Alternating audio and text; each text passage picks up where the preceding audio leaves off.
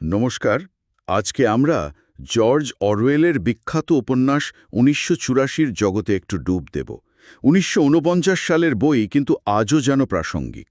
অবশ্যই, এক সর্বগ্রাসী রাষ্ট্রের ভয়াবহ ছবি আজও কাঁটা দেয়।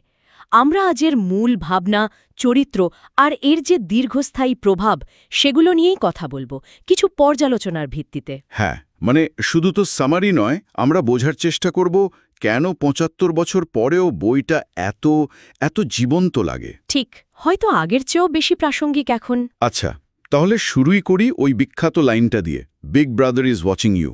এটা আজকের দিনে কতটা সত্যি? এই নজরদারির ধারণাটা কি উপন্যাসের থেকেও এগিয়ে গেছে? খুব গুরুত্বপূর্ণ প্রশ্ন। দেখুন, উপন্যাসের পটভূমি তো ওশেনিয়া। সেখানে পার্টি সরকার জীবনের প্রতিটা দিক নিয়ন্ত্রণ করছে। শুধু বাইরের আচরণ নয়, একদম না, একেবারে মানুষের চিন্তা ভাবনা পর্যন্ত। এই যে চরম নিয়ন্ত্রণ আর লাগাতার নজরদারি, এটাই তো বইটার একেবারে কেন্দ্রে, তাই না? আর এই নিয়ন্ত্রণের জন্য ওরা ইতিহাসটাই বদলে ফেলে। উইনস্টন স্মিথ, মূল চরিত্র, সে তো সত্য মন্ত্রণালয়ে কাজই করে। এটা পার্টির কথায় অতীত নতুন করে লেখা। ঠিক, কারণ পার্টি মনে করে যে অতীতকে নিয়ন্ত্রণ করে, সে ভবিষ্যৎকেও নিয়ন্ত্রণ করে। এখান থেকেই তো আসছে ওই ধারণাগুলো, টোটালিটেরিয়ানিজম, সার্ভেলেন্স, সত্যের বিকৃতি। হ্যাঁ, আর তার সাথে ভাষা আর চিন্তার উপর নিয়ন্ত্রণ। এই ভাষা নিয়ন্ত্রণের ব্যাপারটা, নিউজস্পিক, এটা কিন্তু সাংঘাতিক। এটা কি শুধু কিছু শব্দ বাদ দেওয়া? আসলে তার চেয়েও বেশি কিছু। নিউজস্পিকের লক্ষ্য হলো এমন একটা ভাষা তৈরি করা যেখানে ভিন্ন মত বা বিদ্রোহের কথাই ভাবা যাবে না। শব্দ যদি না থাকে, সেই চিন্তাটাও আসবে না।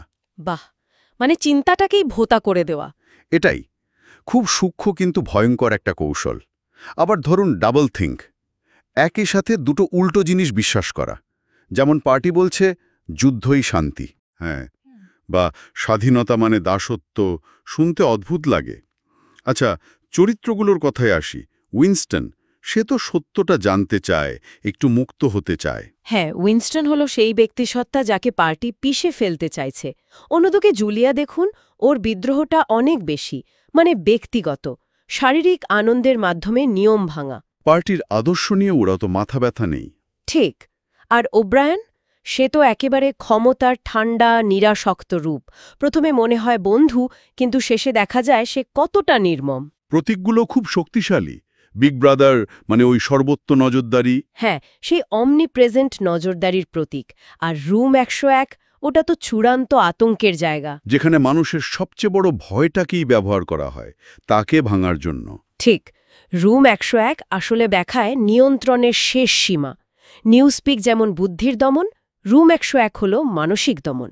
পুরো উপন্যাসের গঠনটাই দেখুন, উইনস্টনের ভেতরের বিদ্রোহ, তারপর জুলিয়ার সাথে সম্পর্ক, বিদ্রোহের চেষ্টা, আর শেষে ধরা পড়া এবং সম্পূর্ণ আত্মসমর্পণ। যদিও বইটা ক্লাসিক, কিছু সমালোচনাও তো আছে। কেউ বলেন এটা খুব বেশি হতাশাবাদী, কোনো আশাই দেখায় না। হ্যাঁ, সেই সমালোচনাগুলো আছে। কেউ হয়তো বলবেন ক্ষমতার অতি সরলীকরণ করা হয়েছে, বাস্তব প্রতিরোধ হয়তো আরও জটিল।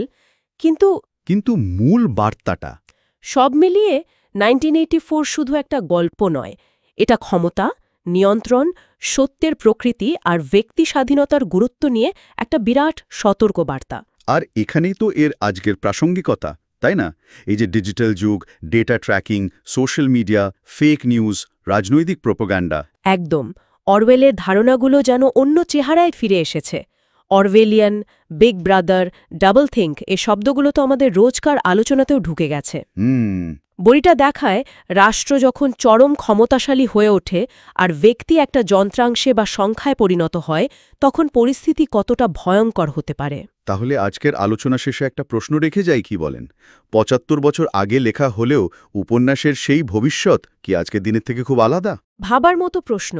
ক্ষমতা আর সত্যকে নিয়ন্ত্রণের কৌশলগুলো কি আসলেই বদলেছে, নাকি শুধু চেহারা পাল্টেছে? ঠিক, এটা নিয়ে আপনারা ভাবুন। আজ এখানেই শেষ করছি। নমস্কার। নমস্কার।